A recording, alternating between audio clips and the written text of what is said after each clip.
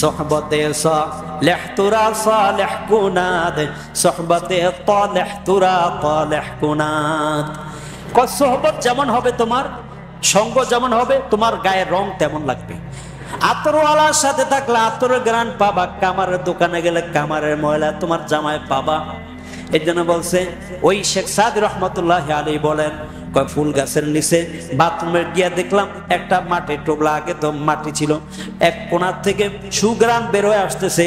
কিরে কোত্থেকে এত সুগ্রান বের হয়? মাটির টোবলাটা ধরিয়া দেখে যে মাটির থেকে। মাটিকে যখন তিনি দেখলেন যে মাটিটা কোন জায়গার, দেখে উপরে একটা ফুলের গাছ, ফুলের গাছ ফুলগুলো পড়তে পড়তে মাটিটি সব কি হয়েছে, ফুলের গ্রানে হয়ে গেছে। এখন এই জন্য বলে গোলে ঘষেবো ইয়াদার হাম্মামে রোজে রসিদাল দস্তে মাহবুবে বাদুস্তাম বাদু গুফতাম কে মুশকে ইয়া আবিরি কে আজবুয়ে দালাউই যে তুমাস্তাম। অর্থাৎ যে মাটি ফুল গাছের গোড়ায় থাকার কারণে মাটির মধ্যে ফুলের গ্রান চলে আসছে। মাটির গোড়ায় বলে, মাটি তুই কিভাবে হইলি এত খাঁটি? মাটি বলল, ফুল গাছের গোড়ায় থাকিয়া হইলাম খাঁটি। ফুলের গ্রান তার মধ্যে চলে আসছে। আপনি আল্লাহওয়ালার সোহবতে যাবেন, একটা আল্লাহওয়ালার রং আপনার মধ্যে চলে আসবে।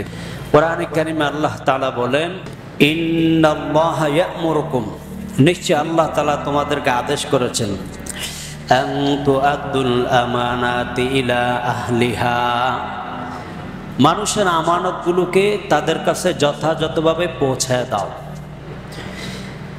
এখন আমার কাছে যে আমানত রাখুক, এই আমানত আমাকে সময় মতো পৌঁছায় দেওয়ার জন্য আল্লাহ তাআলার আদেশ। ওয়াইদা হাকামতুম বাইনান নাসি আন তাহকুমু বিল আদল, আল্লাহ বলেন যখন তোমরা বিচার করো মানুষের মাঝে, তো ন্যায়ের সাথে বিচার করবা, পক্ষপাতিত্ব যেন তৈরি না হয়। যেটা বিচার করলে একজন মানুষ তার ন্যায্য অধিকার পাবে, সেই ন্যায্য অধিকারের বিচারটুকু তোমরা করে দিবা ইনসাফের সাথে। এরপর আল্লাহ বলেন, ইন্নাল্লাহা নি'ম্মা ইয়া'iদুকুম বি, নিচে আল্লাহ তাআলা তোমাদেরকে কতই না সুন্দর উপদেশ দিচ্ছেন। উপদেশদাতা হিসাবে আল্লাহ কতই না উত্তম। ইন্নাল্লাহা কানা সামিআন বাসীরা, নিচে আল্লাহ তাআলা সব কিছু শ্রবণ করেন এবং সব কিছু দেখেন। তিনি শুনেন এবং দেখেন, এমন কোনো জিনিস নাই যে আল্লাহ শুনেন না এবং দেখেন না। এই জন্য আল্লাহ তাআলাকে ভয় করে চলা, রাতের অন্ধকারে দিবসের আলোতে যেখানেই হোক, একাকী থাকলে মানুষের মাঝে থাকলেও আল্লাহকে সবসময় ভয় করে কথা বলা এবং সবসময় ভয় করে চলা। কারণ আল্লাহ আমার কথা শুনতেছেন এবং আমাকে দেখতেছেন। আল্লাহ তাআলা আমাদের সবাইকে আল্লাহকে ভয় করে চলার এবং কথা বলার তৌফিক দান করুন। কারো কাছে বর্তমানে আমানত রাখা হয়, কিছু মানুষ এই কথাও বলে যে হুজুর আপনার জায়গা জমিনের দলিল অমুকের কাছে, সে আমাদের কাছে দলিলটা বুঝায় দেয় না। হ্যাঁ, বাবা রেখে গেছে চাচাদের কাছে, সে জায়গাটা আমাদেরকে বুঝায় দিচ্ছে না, ওনার উপর পাওয়ার দিয়ে রাখছে। এইভাবে অনেক দিন কাটায় দেয়, ইতিমের সম্পদ ভক্ষণ করে খায়। তো এই যে আমানতটা খেলেন আপনি, আসলে ইতিমের সম্পদ খান নাই, জাহান্নামের আগুন ভক্ষণ করলেন।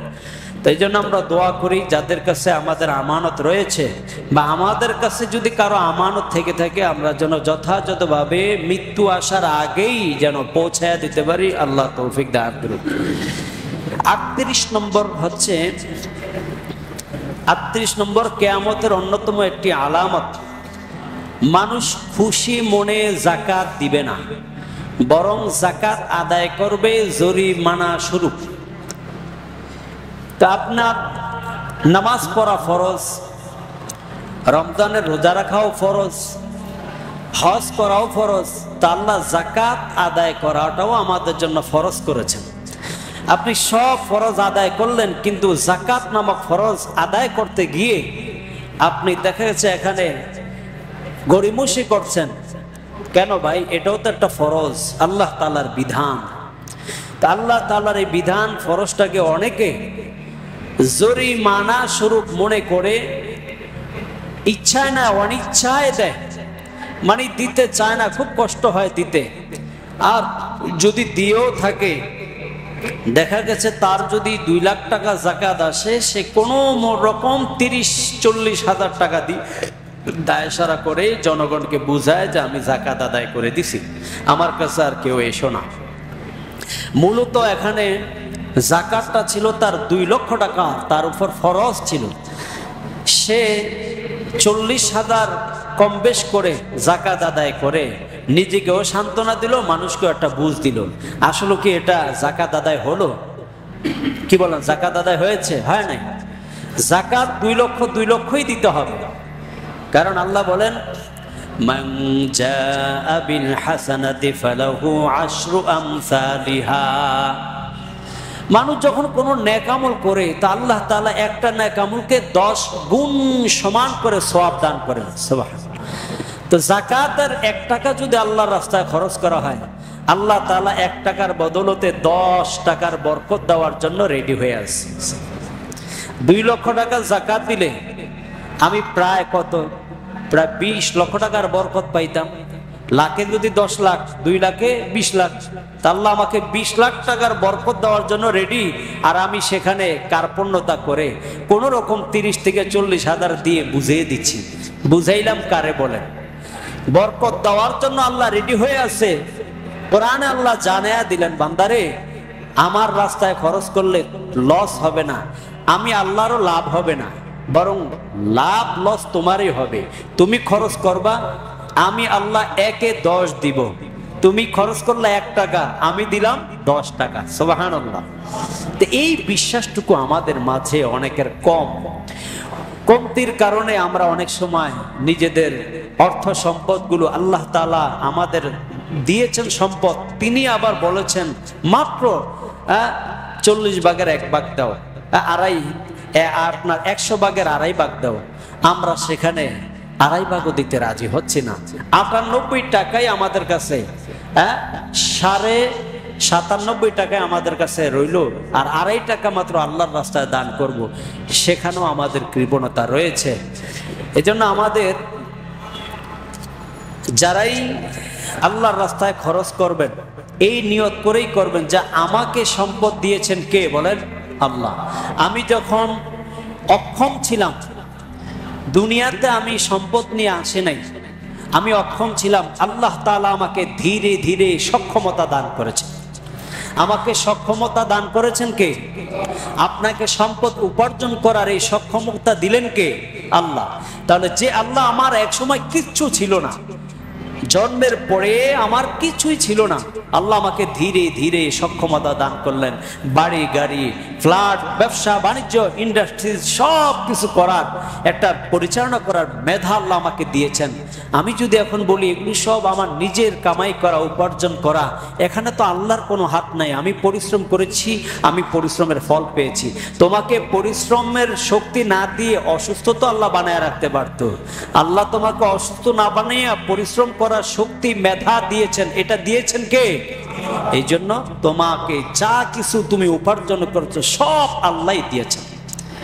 তোমার চেয়েও বেশি শক্তিশালী অনেক লোক আছে, দৈহিক শক্তি আছে, মেধার শক্তি আছে, কিন্তু সে তো তোমার মতো ইন্ডাস্ট্রিজের মালিক হতে পারে নাই, বাড়ির মালিক হতে পারে নাই, বড় বড় বিজনেস সেন্টার খুলতে পারে নাই।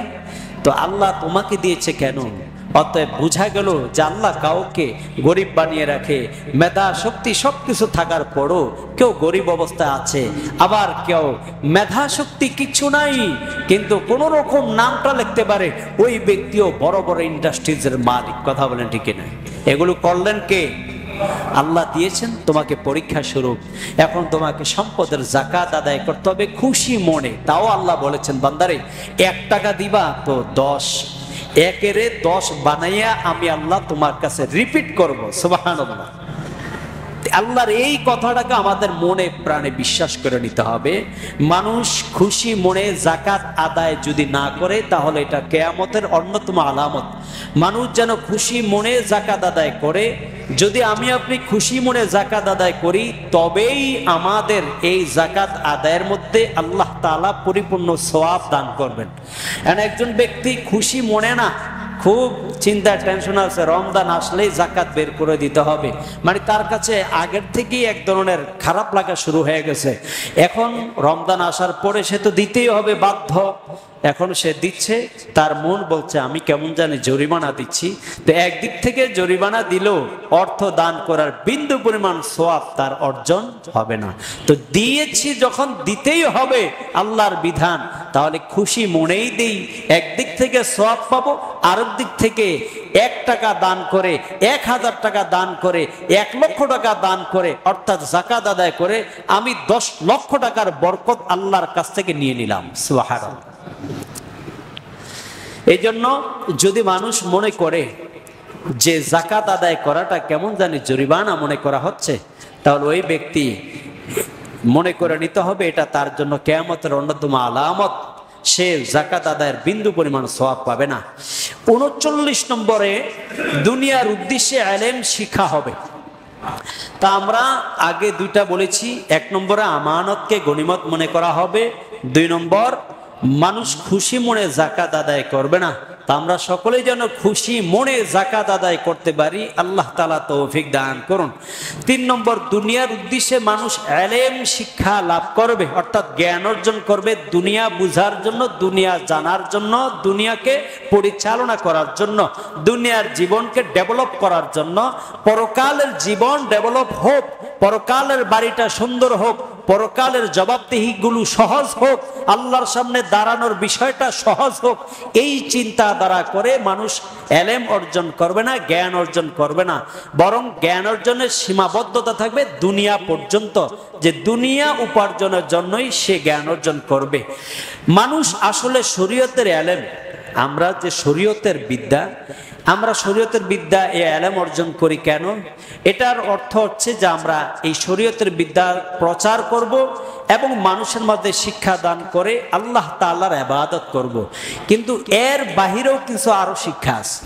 যারা শরীয়তের বিদ্যা শিক্ষা লাভ করে, শরীয়তের ইলম অর্জন করে, কোরআন সুন্নাহর ইলম অর্জন করে, তো আল্লাহ তাআলা যাদেরকে সুযোগ দান করেছেন এবং এটাকে আপনার পরবর্তী দায়িত্ব হচ্ছে ইলম অর্জন করার পরে মানুষের কাছে পৌঁছায় দিতে হবে। মানুষের কাছে পৌঁছায় দেওয়া, ইলম অনুযায়ী আমল করে ইবাদত বন্দেগী করে আল্লাহ তাআলা সন্তুষ্ট অর্জন করা। যদি কোনো ব্যক্তির এই নিয়ত থাকে যে আমি ইলম অর্জন করতেছি যে মানুষের কাছে প্রচার প্রসারের জন্য, 2 নম্বরে আমি ইলম অনুযায়ী আমল করার জন্য, 3 নম্বর আল্লাহ তাআলার সন্তুষ্টির জন্য, তাহলে তিরমিজি শরীফের 2901 নম্বর হাদিস তাকে একটি পুরস্কারের ঘোষণা করে। হাদিসটি নবীজি সাল্লাল্লাহু আলাইহি সাল্লাম বলেন, ইন্নাল্লাহা ওয়া মালাইকাতাহু ওয়া আহলাস সামাওয়াতি ওয়াল আরদি হাত্তান নামলাতা ফি হুজরিহা ওয়া হাত্তাল হুতা ফিল বাহরি লা ইউসাল্লুনা আলা মুআল্লিমিন নাসি বিল খায়র। নিশ্চয় আল্লাহ এবং ফেরেশতাগণ, আসমানবাসী, জমিনবাসী, হাত্তান নামলাতা এমনকি গর্তের পিপলিকা ফি হুজরিহা যে তার কামরার মধ্যে থাকে, গর্তের পিপলিকা, ওয়া হাত্তাল হুতা ফিল বাহরি সমুদ্রের মাঝে যত মাছ আছে, সমুদ্র বলেন, পুষ্করিণী বলেন, নদী নালার মধ্যে যত মাছ আছে, কয়েকগুলো সব লা ইউসাল্লুনা আলা মুআল্লিমিন নাসাল খায়রা, যে ব্যক্তি কল্যাণের জন্য মানুষের মাঝে দিন প্রচার নিয়ত আল্লাহর সন্তুষ্টির জন্য ইলম অর্জন করে, ওই বান্দার জন্য তারা সকলে দোয়া করতে থাকে। 1 নম্বরে আল্লাহ তাআলা, 2 নম্বরে ফেরেশতাগণ, 3 নম্বরে আসমানবাসী, 4 নম্বরে জমিনবাসী, 5 নম্বরে গর্তের যত পিপলিকা আছে, 6 নম্বরে সমুদ্রের যত মাছ আছে, এই সব কিছু একজন ব্যক্তি যিনি ইলম অর্জন করছে, কোরআন হাদিস সুন্নাহ শিক্ষা লাভ করছে আল্লাহ তাআলার সন্তুষ্টির জন্য, আল্লাহ তাআলার এই ইলমকে মানুষের কাছে পৌঁছে দেওয়ার জন্য এবং সে অনুযায়ী আমল করার জন্য, তাহলে এই বান্দার জন্য 6টি জিনিস, অর্থাৎ আল্লাহ, ফেরেশতা, আসমানবাসী, জমিনবাসী, গর্তের পিপিলিকা এবং সমুদ্রের মাছ সবাই তার জন্য রহমতের দোয়া, বরকতের দোয়া, মাগফিরাতের দোয়া করতে থাকে। সুবহানাল্লাহ। এর বিপরীতে কিছু মানুষ আছি আমরা যারা দুনিয়ার মধ্যে আল্লাহর সন্তুষ্টির জন্য, আল্লাহর পরিচয় লাভের জন্য জ্ঞান অর্জন শিখি না, বরং জ্ঞান অর্জন, বিদ্যা অর্জন করছি পৃথিবীকে জানার জন্য, পৃথিবীকে বুঝার জন্য, একজন বিজ্ঞানী হওয়ার জন্য, ডক্টর হওয়ার জন্য, ইঞ্জিনিয়ার হওয়ার জন্য। পৃথিবীর প্রত্যেকটা শিক্ষার মধ্যে দুনিয়াবী স্বার্থ আছেই, পরকালের স্বার্থ একমাত্র আল্লাহর ইলম, কোরআন হাদিস শিক্ষার মধ্যে রয়েছে। আর দুনিয়ার শিক্ষার মধ্যে পরকালের স্বার্থ থাকে না, বরং দুনিয়ার স্বার্থটাই থাকে। এই জন্য বলছে তিরমিজি শরীফের 2372 নম্বর হাদিস, নবীজি সাহাবী হযরত আবু হুরায়রা রাদিয়াল্লাহু তাআলা আনহু বলেন, ক্বালা রাসূলুল্লাহ সাল্লাল্লাহু আলাইহি ওয়াসাল্লাম ওয়া তুআল্লিমা লিগায়রিদ দ্বীন। কিয়ামতের অন্যতম একটি আলামত, মানুষ ধর্ম বিবর্জিত শিক্ষায় বেশি ধাবিত হবে। আজকে ধর্ম বিবর্জিত শিক্ষায় বলেন, একটি এলাকার মধ্যে 20টি মাদ্রাসা থাকলেও একটি স্কুলে যে পরিমাণ ছাত্রছাত্রী, 20টি মাদ্রাসা মিলেও সেই পরিমাণ ছাত্রছাত্রী পাওয়া যায় না। কি বলেন, পাওয়া যায়? একেবারেই কম, একেবারেই কম। বুঝা গেল সবাই মুসলমান, কিন্তু ধর্মীয় শিক্ষাটা খুব কমই আমরা অর্জন করাচ্ছি। ধর্মীয় বিষয় আমাদের বুঝ কম, এই জন্য শিখায়ও কম। কিন্তু আমরা জেনারেল দুনিয়াবি যে ধর্ম বিবর্জিত, ধর্মের কোনো উপকার আসবে না এরকম শিক্ষা আমরা শতকরা প্রায় 80 জনে শিখতেছি। এই জন্য বলছে যে যারা ধর্ম বিবর্জিত, যা ধর্মের উপকারে আসবে না, পরকালের জন্য কোনো কাজে আসবে না, দুনিয়ার মধ্যেই সীমাবদ্ধ থাকে, দুনিয়াকে শিখার জন্য, জানার জন্য, দুনিয়াকে বুঝার জন্য, দুনিয়া ডেভেলপ করার জন্য, দুনিয়ার মধ্যে নিজের জীবন উন্নতি করার জন্য, নিজের পজিশনকে ভালো করার জন্য যে শিক্ষা অর্জন করা হবে, তখন মনে করে নিও এই শিক্ষার পরিধি বেড়ে গেলে কিয়ামত আর বেশি দূর নয়, কিয়ামত খুব কাছে গেছে। এজন্য আমরা প্রত্যেকে নিয়ত করি, প্রত্যেকের পরিবারেই তো সন্তান আছে, ভাতিজা আছে, ভাগিনী আছে, যারাই আছে, আমরা প্রত্যেকে দ্বীনি শিক্ষা দিব, ধর্মীয় শিক্ষায় শিক্ষিত করব।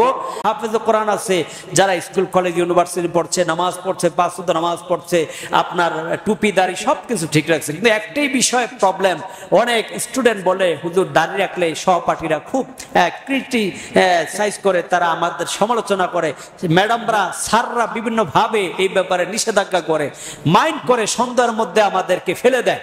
তো এগুলো যেন না হয়, আপনারা এখন আমাদের মুসলমান কান্ট্রি, এই মুসলমান দেশের মধ্যে আমাদের উচিত ধর্মটাকে বেশি প্রাধান্য দেওয়া, শুধু মুসলমান নামে না, আমাদের যেন কর্মেও এটা থাকে। আমরা আমাদের প্রত্যেকে এইভাবে আমরা কি করব, ইনশাআল্লাহ আমাদের ধর্মীয় শিক্ষায় সন্তানদেরকে শিক্ষিত করব। আলহামদুলিল্লাহ অত্র এলাকার মধ্যে অনেকেই আছেন যারা খুব সমাজের প্রতিনিধিত্ব পালন করছেন, কিন্তু অনেকের সন্তান মাদ্রাসায় পড়তেছে। আলহামদুলিল্লাহ যার 2টি সন্তান, সে 1টি সন্তান মাদ্রাসায় পড়াচ্ছে। আপনারও 2টি সন্তান আছে, 3টি সন্তান আছে, আপনি 2-1জনকে মাদ্রাসায় দ্বীনি শিক্ষা দেন, আশা করি তারা আপনাদের ঘরকে আলোকিত করবে। দুনিয়া অর্জন করার দরকার আছে, আখিরাতও দরকার আছে। এই জন্য দুনিয়া অর্জন করার মধ্যেই যেন আমাদের ইলম, জ্ঞান, বুদ্ধি সীমাবদ্ধ না থাকে, না হয় পরকালে আপনার সন্তান বলবে রব্বানা আতিম দুআফাইন, ও আল্লাহ দুনিয়াতে আপনাকে শিখায় নাই, আপনাকে আমাদের সাথে পরিচয় করায় নাই, নবীর সুন্নত কি জিনিস, নামাজ কিভাবে পড়তে হবে, সূরা কেরাত 10টা ভালো করে শিখতে পারে নাই, নামাজ পড়তে পারে না, এত দুরূদ শরীফ, দোয়া, মাসুরা এগুলো শিখি নাই, ধর্মের যে ফরজ বিষয়গুলো এগুলো ভালো করে জানতে পারি নাই, কারণ দুনিয়াবী শিক্ষায় মত্ত ছিলাম। এগুলোর ব্যাপারে সেদিন আপনাদেরকে অভিযুক্ত করা হবে। এই জন্য দয়া করে কয়দিন আর বাঁচবো, সন্তানরা আমাদেরকেই বা কয়দিন দেখবে, তারা আমাদের কাছে কয়দিনই বা থাকবে। এই জন্য এদেরকে আল্লাহর দেওয়া আমানতকে আল্লাহর দিকে ফিরিয়ে দিই, পারবো না ইনশাআল্লাহ? আল্লাহর দেওয়া আমানত আল্লাহর দিকে ফিরিয়ে দিব। অর্থাৎ সে যে ইসলাম নিয়ে আসছে, সে যে ফিতরাতের উপর পৃথিবীতে আসছে, ইসলামের উপরে, কালিমার উপরে, ওই কালিমার সাথে তার একটা পরিচিতি গড়ায় দেয়। মাঝে মাঝে মুসলমান সন্তান দেখলে অনেক বেশি আফসোস লাগে, জানেন না? যখন মসজিদে আসি বা আপনারাও অনেক সময় দেখেন, আপনারা মসজিদে আসেন, আরে ডাইনে বামে অনেক মানুষ ঘোরাফেরা করে। আমরা তো আর ভারত রাজ্যে না, আমরা তো মুসলমানের রাজ্যে। এই সন্তানগুলো তো সবাই কেউ না কেউ মুসলমান, সবাই তো মুসলমান, কিন্তু এরা একদিকে, এদের মা বাবা কোন দিকে আল্লাহ ভালো জানে। সন্তানগুলাকে যদি বলি নামাজের জন্য আসেন, তো তারা দেখা গেছে বলে যে হুজুর আপনি যান, বা আপনাদেরকে বলে যে আপনি যান।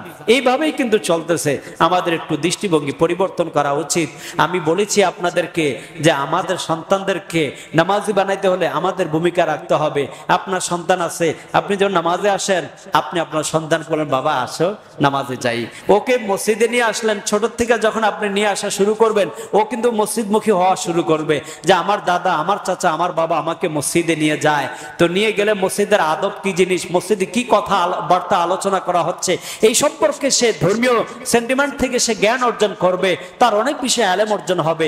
এখানে মসজিদে যে কথাগুলো আমরা বলবো, যে দোয়াগুলো আমরা শিক্ষা দিব, এগুলো সে অন্য কোনো বইয়ের মধ্যে, স্কুল কলেজ ইউনিভার্সিটি শেষ করে ফেলবে, কোথাও কিন্তু সে একত্রে এই আলোচনাগুলো, ধর্মীয় বিষয়গুলো সে পাবে না। এই জন্য একটু চেষ্টা করেন, একটু হিম্মত করেন, একটু ফিকির করেন। আপনি যখন মসজিদে আসবেন, আপনার সন্তানটাকে, আপনার ভাতিজা, আপনার ভাগিনা, আপনার নাতি, এদেরকে মসজিদে নিয়ে আসার জন্য। তাহলে ওরা আপনি মারা গেলে বলবে আমার দাদা, আমার চাচা, আমার ভাই, আমার মামা আমাকে মসজিদমুখী করেছে, মসজিদে যাওয়ার অভ্যস্ত করে দিয়েছে। আলহামদুলিল্লাহ, সে যতদিন নামাজ পড়বে, প্রত্যেকটা নামাজের সওয়াবের একটা অংশ সদকা জারিয়া স্বরূপ আপনি মারা গেছেন, আপনার কবরে পৌঁছতে থাকবে। অনেক সহজ, ইসলাম অনেক সহজ। আপনি হুজুর রেখেছেন বাসায়, হুজুর শিখাবে, সবকিছু হুজুর দেওয়া হয় না। ম্যাডাম শিখাইছে, ম্যাডাম রাখছেন, ম্যাডাম দিয়ে সবকিছু হয় না, কিছু পরিশ্রম আপনাকেও করতে হবে। আপনি যদি ছেড়ে দেন আপনার সন্তানকে যে একাডেমিক লাইনেই আমার সন্তান সবকিছু শিখে আসবে, আপনার সন্তান স্কুলে 4 ঘন্টা থেকে 5 ঘন্টা থাকে, আপনার সন্তান মাদ্রাসায় 5 ঘন্টা বা 6 ঘন্টা থাকে, কিন্তু ফ্যামিলিতে আপনার কাছে 24 ঘন্টার প্রায় দেখা গেছে 18 ঘন্টা আপনার কাছে থাকে। 18 ঘন্টা আমরা আমাদের সন্তানদেরকে কি দিচ্ছি মেসেজ? আমরা তাদের উঠা চলা, উঠা বসায় আমরা তাদেরকে ফলো করছি কিনা, সে কিভাবে উঠছে, কিভাবে খাইছে, কিভাবে বসে, কিভাবে ঘুমাচ্ছে, টয়লেটে কিভাবে যাচ্ছে, সে তার কাপড় চোপড় গুলো কিভাবে গোছগাছ করে রাখছে, পরিষ্কার পরিচ্ছন্ন রাখছে, এটা হচ্ছে পারিবারিক শিক্ষা দিতে হবে। আমাদের পরিবার থেকে কিন্তু তার প্রায় 70% শিক্ষা সে পরিবার থেকে পাবে, আর একাডেমিক শিক্ষা প্রতিষ্ঠান থেকে সে 30% পাবে, কারণ সে থাকেই শিক্ষা প্রতিষ্ঠানে 4 থেকে 5 ঘন্টা, আর আপনার বাসায় থাকে সে প্রায় 15 থেকে 16-17 ঘন্টা। এই জন্য আপনারা পরের উপর পুরা নির্ভর করে ছেড়ে দিলে আপনার সন্তান কখনোই ভালো মানুষ হতে সক্ষম হবে না। আপনাদের কিছু ভূমিকা রাখতে হবে, মা বাবা কিছু ভূমিকা অবশ্যই রাখতে হবে। আপনার সন্তান মাদ্রাসায় বলেন, স্কুল কলেজে গিয়ে টিভি দেখে না, ওখানে গিয়ে মোবাইল দেখে না, আপনার সন্তান বাসায় এসেই কিন্তু টিভিতে অথবা মোবাইলে সে এডিক্ট হচ্ছে, সে ওখানে কখন কি দেখছে আপনি সেটা লক্ষ্য করেন। আপনি দেখেন যে আমার সন্তান আসলে মোবাইলেই বেশি সময় দিচ্ছে, কি করছে, গেম খেলছে নাকি কি করছে, এগুলি তো আর স্কুল প্রতিষ্ঠান জানবে না, ওরা তো পড়া দিয়েই দেয়। আপনি আপনার পড়াটাকে সন্তান আদায় করে দিতে হবে।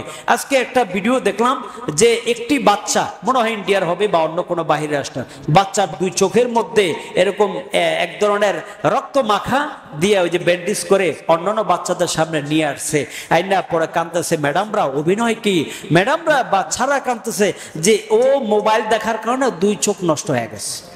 এই কথা বলাতে অন্যান্য বাচ্চারা তারা সবাই কান্না শুরু করে দিছে। তাদেরকে বলছে যে ও মোবাইল দেখে সে তার তো চোখ নষ্ট করছে, তোমরাই মোবাইল ধরো। তোমাদের কেউ ধরতে চায় না, বুঝাইলো যে বাসায় গিয়ে তোমরা মোবাইল যেন না ধরো, মোবাইল ধরলে তোমাদের চোখ এরকম নষ্ট হয়ে যাবে ওর মতো। এটা সর্বশেষ দেখাইলো অভিনয় যে আমাদের বাচ্চাদের কিভাবে শিক্ষা দিতে হবে। বাচ্চাদের চোখের প্রবলেম হয়, এটা বুঝাইতে হবে। তো আমাদেরকে কি করতে হবে? যে 18 ঘন্টা আমার সন্তান আমার কাছে থাকে, আমি যেন আমার সন্তান মাদ্রাসায় পড়ুক, স্কুলে পড়ুক, কলেজে পড়ুক, যেখানেই পড়ুক, যে শিক্ষাটাই সে অর্জন করুক, আমাকে বাসাতে পরিপূর্ণ গাইড দিতে হবে। সে নামাজ পড়ছে কিনা এটা আমাদেরকে আদেশ করতে হবে। আমি আমার কথাই বলি, ছোট কাল থেকে আমার বাবা বলতেন তুমি একটা কোরআনে হাফেজ, মানে মাদ্রাসা আমি যখন যাওয়া শুরু করছি আমি এখনো কোরআনে হাফেজ হইতে পারি নাই, আমি মাত্র মনে হয় কায়দা নিছি। আব্বা তখন দিয়ে বলতো তুমি একটা হুজুর আরেকজন হুজুরের সাথে চলবা যাতে তোমার পরিবেশ ঠিক থাকে।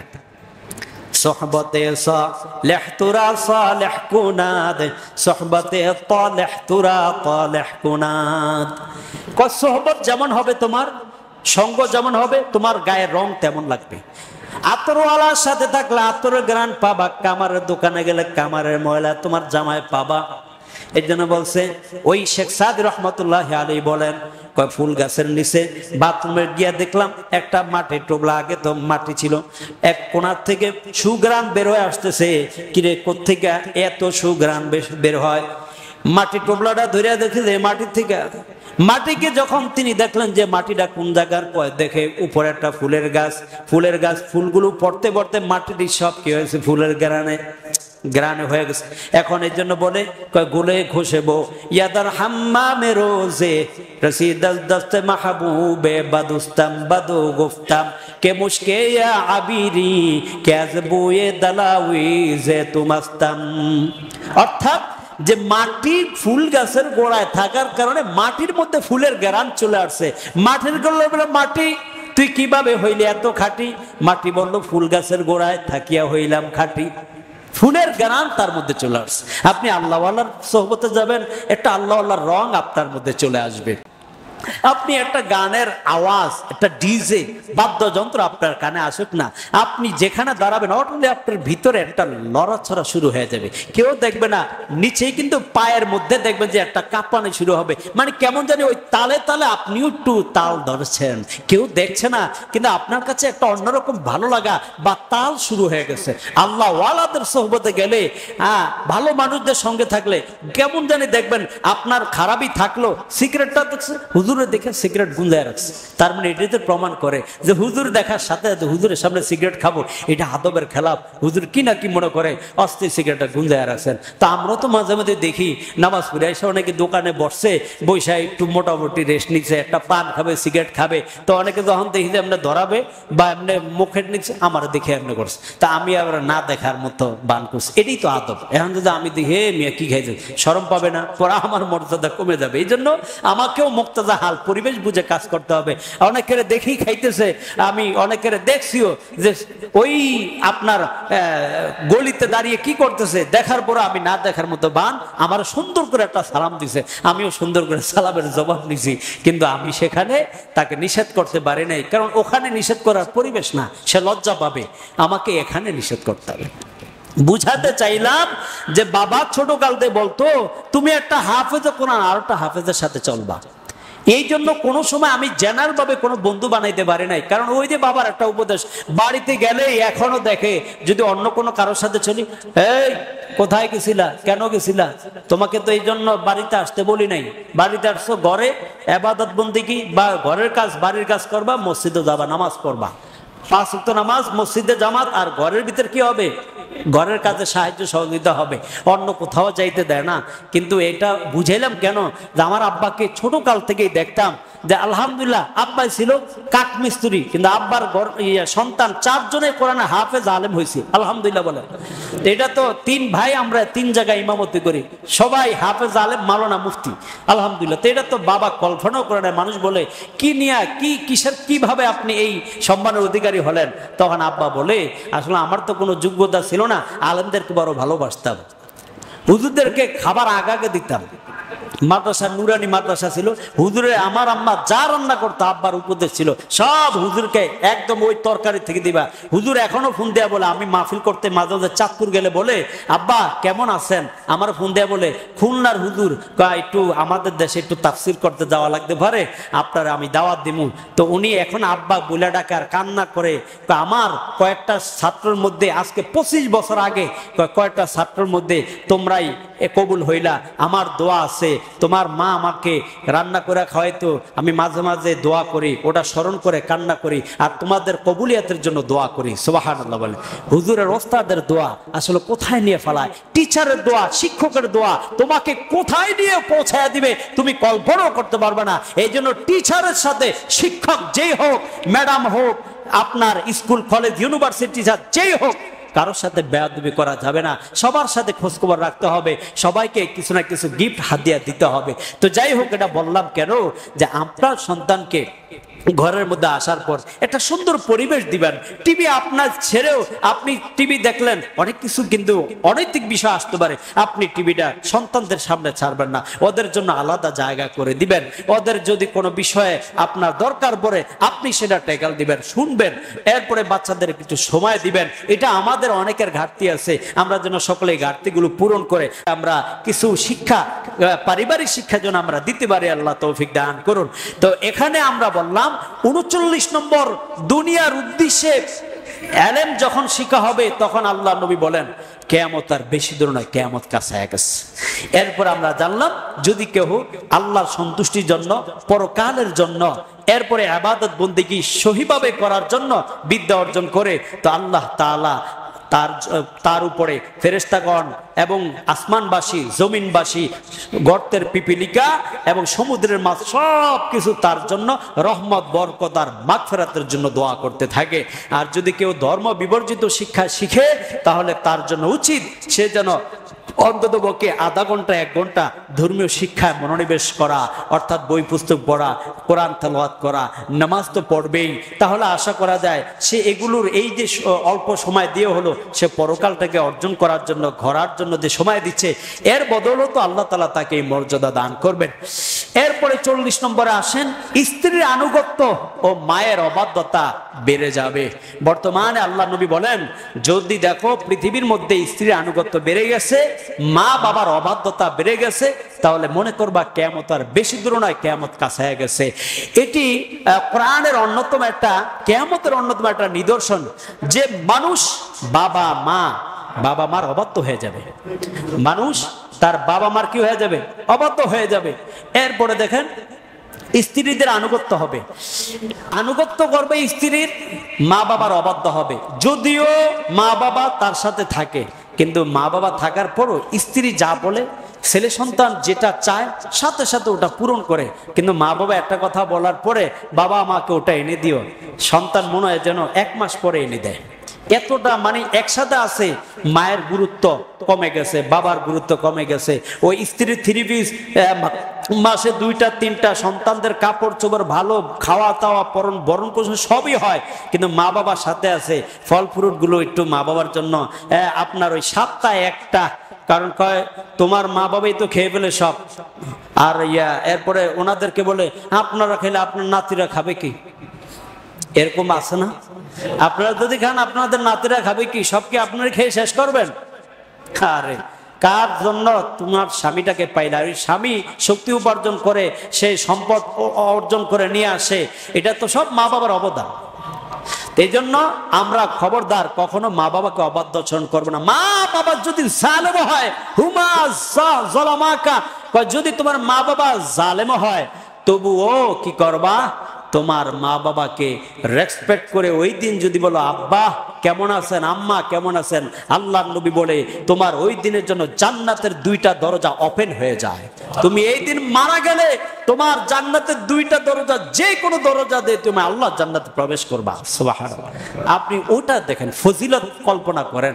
আপনি ফিলহাল সামনে যেটা দেখছেন, এটা যেন আপনার মাথায় এসে না দাঁড়ায়। এজন্য আপনি কি করবেন? আপনার ফজিলতের দিকে খেয়াল করবেন যে আমার মা, উনি আমাকে ছোটবেলা লালন পালন না করলে তো আমি এত বড় হতাম না। আমার বাবা কষ্টকর না করলে তো আমি এই পর্যন্ত আসতাম না। মা বাবার অবদানে কি করবেন? তাদেরকে আপনারা সবসময় দোয়া করবেন, রব্বির হামহুমা কামা রব্বায়ানি সগীরা। এই দোয়া তো করবেনই। আর মা বাবা যদি কারোর সঙ্গে না থাকেও, মা বাবা যদি মারাও যায়, মা বাবা যাদের সাথে চলতো তাদের খোঁজখবর রাখবেন, তাদেরকে একটু দেখভাল করবেন, তাদেরকে একটু কাপড় চোপড় দিবেন। এটা মা বাবার সাথে সদাচরণ করার সওয়াব আল্লাহ তাআলা তাদের কবরে পৌঁছায় দিবে। এই জন্য কি করবেন? যে আপনার মা বাবার প্রতি খেয়াল রাখবেন। অনেকের মা বেঁচে আছে, অনেকের বাবা বেঁচে আছে। মায়ের জন্য বলবেন যে মা কি লাগবে আপনার? ভাই আপনার হাত জোর করে বলি, আপনার মা যদি থাকে তাহলে মায়ের পাশে গিয়ে সময়টা ব্যয় করেন। আপনার মন খারাপ, অশান্তি, মনে অনেক অশান্তি, আপনি মায়ের কাছে যান, মায়ের কাছে গিয়ে বসেন, আপনার মন আল্লাহ শান্তি দান করবে। কারণ মা তো আপনার জন্য জান্নাত, বাবা আপনার জন্য জান্নাত। অতএব দুইজনকে আপনি একটু মূল্যায়ন করে দেখবেন, এই দুইজনের দোয়ায় আল্লাহ আপনার সগীরা কবিরা সব গুনাহ মাফ করে দেন। মা বাবার দোয়ার পাওয়ার আছে। আপনার সন্তান যদি অসুস্থ হয়ে যায় কিন্তু আপনার সন্তান ভালো হচ্ছে না, এটা এই না যে আল্লাহ দোয়া কবুল করছে না, আল্লাহ অবশ্যই দোয়া কবুল করতেছে, কিন্তু একদিক থেকে আপনার সন্তানের সমস্ত গুনাহগুলো আল্লাহ মাফ করে দিতেছে। এই জন্য 40 নম্বর হচ্ছে আপনার কিয়ামতের অন্যতম একটি আলামত, স্ত্রীদের আনুগত্য বেড়ে যাবে। স্ত্রী এবং সন্তানদের খুব আনুগত্য হবে, তাদের প্রায়োরিটি দেওয়া হবে, কিন্তু মা বাবা থাকার পরও তাদের গুরুত্ব দেওয়া হবে না, খোঁজ খবর ঠিক মতো নেওয়া হবে না, ভরণ পোষণ ঠিক মতো দেওয়া হবে না। এই জন্য রিজিকে বরকত হয় না। যখন আপনি মা বাবার দায়িত্ব কমায় দিবেন, তাদের খোঁজ খবর নেওয়া কমায় দিবেন, আল্লাহ তাআলা আপনার রিজিকের বরকত কমায় দিবে। আর যখন মা বাবার খোঁজ খবর বাড়ায় দিবেন, দেখবেন আল্লাহ তাআলা আপনার ইনকামের মধ্যে বরকত বাড়ায় দিবে। সুবহানাল্লাহ। এরপর আসেন হাদিসের মধ্যে কি বলছে, তিরমিজি শরীফের 2371 নম্বর হাদিস, ওয়া তাআর রাজুল ইমরাতাহু, আল্লাহ নবী বলেন মানুষ কিয়ামতের আগে তার মা তার স্ত্রীর আনুগত্য বাড়ায়া দিবে, ওয়া আকা উম্মাহু, তার মায়ের অবাধ্যচরণ করবে, ওয়াদানা সাদিকাহু ওয়া কসা আবাহু। কিয়ামতের 41 নম্বর আলামত হচ্ছে বন্ধুদেরকে কাছে টানবে আর তার বাবাদেরকে দূরে সরায়া দিবে। হাদিসে নবী বলেন ওয়াদানা সাদিকাহু ওয়া আকসা আবাহু, একজন মানুষ তার বন্ধুকে খুব সব বিষয়ে পরামর্শ করবে বন্ধুর সাথে, কিন্তু বাবা মুরব্বী হওয়ার পর আল্লাহ যে বাবার পরামর্শের মধ্যে বরকত রাখছে ওটা নিবে না। বন্ধুর পরামর্শ শুনিয়া তার যেখানে লাখ টাকার মধ্যে ক্ষতি হয়ে গেল, যদি বাবার পরামর্শ নিত হয়তো সেটা 1000 টাকার মধ্যে কাম সেরে যাইত। বন্ধুর পরামর্শ শুনছে, লাখ টাকা দিয়েও কাম হয় না, এখন বাবার পরামর্শ শুনতো 1000 টাকার মধ্যেই কাজ হয়ে যেত। এই জন্য বর্তমানে যুবকরা, আমার ভাইরা, আপনারা তো বন্ধুদেরকে খুব কাছে টানেন, এটা আপনারাই প্রমাণ যে আপনারা বন্ধুদেরকে খুব কাছে টানেন। বাবা থাকলে বাবার কাছেও বিটতে যান না, মনে বুড়ে হয়ে গেছে মুরব্বি, আবার কি বুঝবো এটি, বর্তমান জমানা সম্পর্কে কি জানবো, কি জানবো না, আল্লাহ তাআলা তারে সব জানার সেই অধিকার মেধা আল্লাহ দিয়ে দিছে। যেহেতু বেঁচে আছে, আপনি দুনিয়া সম্পর্কে এখন যতটুকু না জানেন, আমার চাইতে আমার মুরব্বীরা আরো বেশি জানে, কারণ তারা যেহেতু বেঁচে আছে, আল্লাহ তাদের মেধাটা ওরকম ভাবেই দিচ্ছে। এই জন্য সূরা বনী ইসরাঈলের 23 নম্বর আয়াত আল্লাহ বলেন, ওয়া ক্বাদা রাব্বুকা আল্লা তা'বুদু ইল্লা ইয়াহু ওয়া বিল ওয়ালিদাইনি ইহসানা। দুনিয়ার মানুষ, আল্লাহ তাআলা আমাদেরকে ওসিয়ত করতেছে, এ বান্দা বান্দিরা, তোমরা সর্বপ্রথম আল্লাহর ইবাদত করবা, আল্লাহর ইবাদত করার পরে যে ইবাদতটুকু করবা, ওয়া বিল ওয়ালিদাইনি ইহসানা, তোমরা তোমাদের মা বাবার সাথে সদাচরণ করবা। ইম্মা ইয়াবলুগান্না ইনদাকাল কিবারা আহাদুহুমা আও কিলাহুমা ফালা তাকুল লাহুমা উফিন ওয়ালা তানহারহুমা ওয়া কুল লাহুমা কাওলান কারীমা। যখন তারা বার্ধক্যে পৌঁছে যাবে, অনেক বিষয়ে তাদের অসুবিধা দেখা দিবে। তুমি যখন ছোটবেলায় ছিলা, তোমার বহু অসুবিধা তোমার মা বাবা সলভ করেছে, অতএব তারা এখন অসুবিধা দেখা দিলে তাদের কোনো কথা যদি পরিবর্তন হয়, তুমি তোমার মা বাবার কথায় বলো না উফ উফ উফ, এই শব্দ ব্যবহার করা কোনো মতে তোমার অধিকার নাই।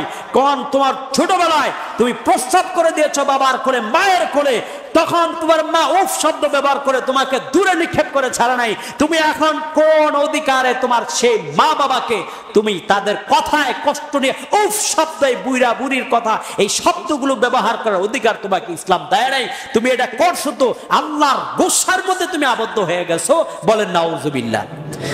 তুমি যখন উফ বলো তখন শুধু মা বাবা রাগে না, আল্লাহও রেগে দেয়। বলছে না রিদা রাব্বি রিদাল ওয়ালিদাইন, মা বাবার খুশির মধ্যে আল্লাহর খুশি। সুবহানাল্লাহ। মা বাবারে সন্তুষ্ট করাইছো, আল্লাহ তোমার উপর সন্তুষ্ট। আর মা বাবারে নারাজ করছো, আল্লাহ তোমার উপর নারাজ হয়ে গেছে। তুমি মা বাবারে নারাজ করিয়া দিনরাত 24 ঘন্টা তাহাজ্জুদ পড়ো, নফল নামাজ রোজা রাখো, লাখ লাখ টাকা দান করো, কোনো লাভ নাই, কারণ মা বাবা তোমার উপর নাখোশ। এই জন্য আল্লাহ তোমার ইবাদত কবুল করবে না। কোথায় যাইবা, ধরা তো ওখানে।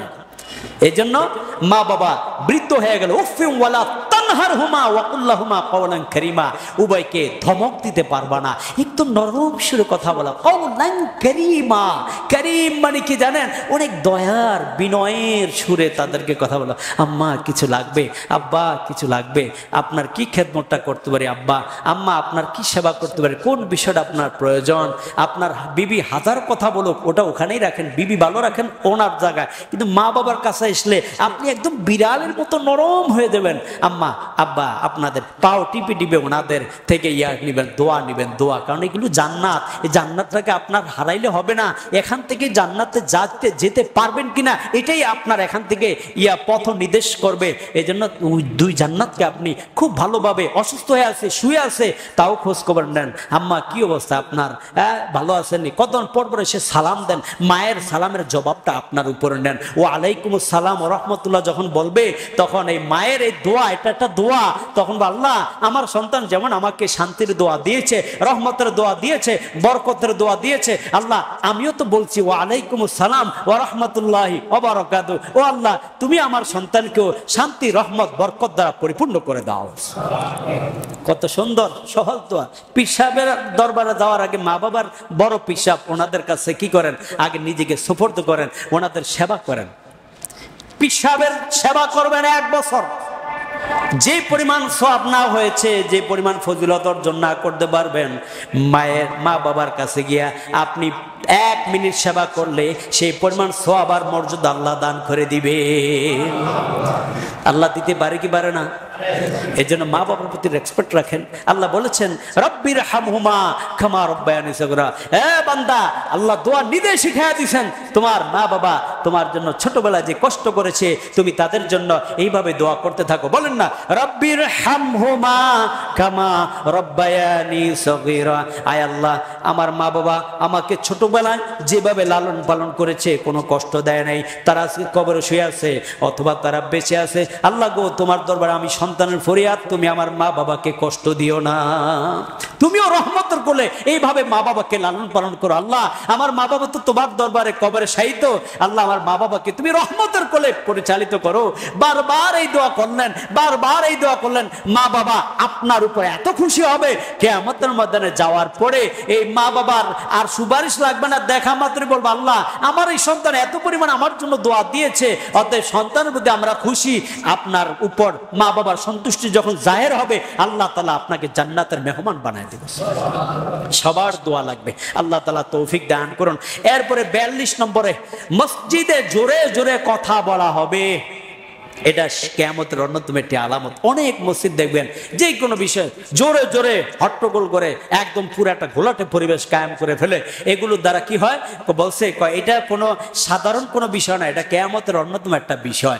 যদি মসজিদের মধ্যে জোরে জোরে কথা বলা হয়, তাহলে আমরা মসজিদে জোরে জোরে কথা বলা যাবে না, এটা আদব রক্ষা করতে হবে। কারণ ঘরটা কার?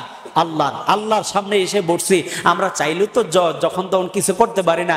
বাইতুল্লাহ একটা মশা মারও হারাম বলছে, একটা মাছ মারও হারাম বলছে, কেন? এটা হলো আদব রক্ষা করে আসছে। ও সোর পাইছেন, সোর মারার জন্য আপনাকে মসজিদের বাইরে গিয়া করতে।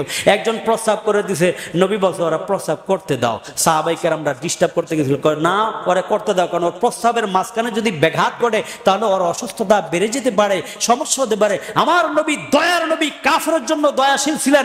আমার নবী তখন বললেন যে এইভাবে তাকে ছেড়ে দাও। তো নবীজি নিজে বালতি দিয়ে পানি এনে বলছেন যে বালতি নিয়ে আসো। ওই বালতি দিয়ে নবীজি নিজে পানি পরিষ্কার করে তার প্রস্রাব পরিষ্কার করে দিলেন। তাহলে এটা তো মহানুভবতা। ইসলাম তো শান্তির ধর্ম। যখন কেউ কোনো একটা চোর ধরা পড়ছে, বাইরে গিয়ে পানিশমেন্ট দেবো, জায়গা তো আছেই, কিন্তু আল্লাহর ঘরে তবু আমরা তার কি করবো, একটা রহম দেবো। না হয় মসজিদে গেছিলাম, যেই পানিশমেন্ট দিছে আর জিন্দেগি তো যাবো না। কথা বুঝেন নাই? এমন হইতে পারে। তা আল্লাহ তাআলা আমাদেরকে খায়ের পরিপূর্ণ ইসলামের বুঝ দান করুক। 43 নম্বর, পাপাচারীরা নেতৃত্ব পাবে, সমাজের নেতৃত্ব দিবে জ্ঞানী গুণী সৎ নিষ্ঠাবান ন্যায়পরায়ণ লোক, যারা মানুষের মধ্যে ন্যায্য অধিকার প্রতিষ্ঠা করবে। যখন দেখবা যে এই সমস্ত জ্ঞানী মানুষগুলো তারা সাইড কাটছে, সমাজের আর সামনে নাই, জ্ঞানী গুণী সৎ নিষ্ঠাবানের সাথে ন্যায়পরায়ণের সাথে যারা সমাজটাকে পরিচালনা করতে চায়, এই মানুষগুলো যখন দেখবা মানুষের কাছে মূল্যায়ন পাবে না, যখন তারা এড়িয়ে চলবে, তাহলে বুঝবে এটি কিয়ামত কেয়ামত আইসা গেছে, কেয়ামত আর বেশি দূর নয়। কারণ ওই সময় তো সাহাবাই কেরাম থেকে নিয়ে পৃথিবীটা তো শাসন করছিল জ্ঞানী গুণীরা। এখন ইহুদি খ্রিস্টানরা তাদের দুনিয়ার স্বার্থ হাসিলের জন্য পৃথিবীর রাজত্ব কায়েম করতেছে। এইগুলো তো আর আল্লাহ তাআলা কোরআন হাদিস ভিত্তিক দুনিয়া কায়েম করে না। তো এখন আমাদেরকে কি করতে হবে, যদি আমরা দেখি যে কোনো জ্ঞানী সৎ নিষ্ঠাবান ন্যায়পরায়ণ লোক আমাদের সমাজের নেতৃত্ব দিচ্ছে না, তাহলে মনে করতে হবে কেয়ামত আর বেশি দূর নয়, কেয়ামত কাছায় গেছে। এরপরে আমরা 44 নম্বর সেই জানবো। 44, 46, 47 অনেকগুলো প্রকার লেখা আছে। তো এই পর্যন্ত আমরা জেনেছি যে 1 নম্বরে কেয়ামতের আলামত হচ্ছে যে স্ত্রীর আনুগত্য বেড়ে যাবে, মা বাবার অবাধ্যতা বেড়ে যাবে। তো এই জন্য আমরা স্ত্রীর আনুগত্য কমায় দেব, মা বাবার আনুগত্য বাড়াইয়া দিব। স্ত্রীর আনুগত্য করব, কথা কাজে যখন যেটা দরকার আমরা প্রয়োজন পূরণ করব, একেবারেই তাদেরকে ইনসাল্ট করব না, তাদেরকে ছেড়েও দিব না, না হয়তো আপনার সংসার অশান্তি হয়ে যাবে। এই জন্য স্ত্রীর যতটুকু কথা মানবেন, যতটুকু না শুনলে নয়। এরপরে দুনিয়ার উদ্দেশ্যে এলেম আমরা হাসিল করব না, আমরা আল্লাহ তাআলার পরিচয় লাভের জন্য এলেম অর্জন করব। তারপরে আমরা মানুষের খুশির জন্য ও আল্লাহ তাআলার খুশির জন্য আমরা যাকাত আদায় করব, খুশির সাথে যাকাত আদায় করব, জরিমানা মনে করে নয়। এরপর আমরা আমানতকে গনিমত মনে করব না, যাদের আমানত আমাদের কাছে রাখা আছে আমরা সঠিকভাবে ন্যায্য বিচারের মাধ্যমে এটা তাদের কাছে পৌঁছায় দিব। এই হচ্ছে আমাদের 5 বিষয়ের উপর আমরা আজকে আলোচনা করেছি। আল্লাহ পাক রব্বুল আলামিন আমাদের সকলকে এই কিয়ামতের আগে কিয়ামতের সমস্ত বিষয়ে জ্ঞান অর্জন করে কিয়ামতের জন্য, অর্থাৎ মৃত্যুরও তো একটা কিয়ামত, এই মৃত্যু নামক কিয়ামতটার জন্য যেন আমরা পরিপূর্ণ প্রস্তুতি গ্রহণ করতে পারি, আল্লাহ তৌফিক দান করুক।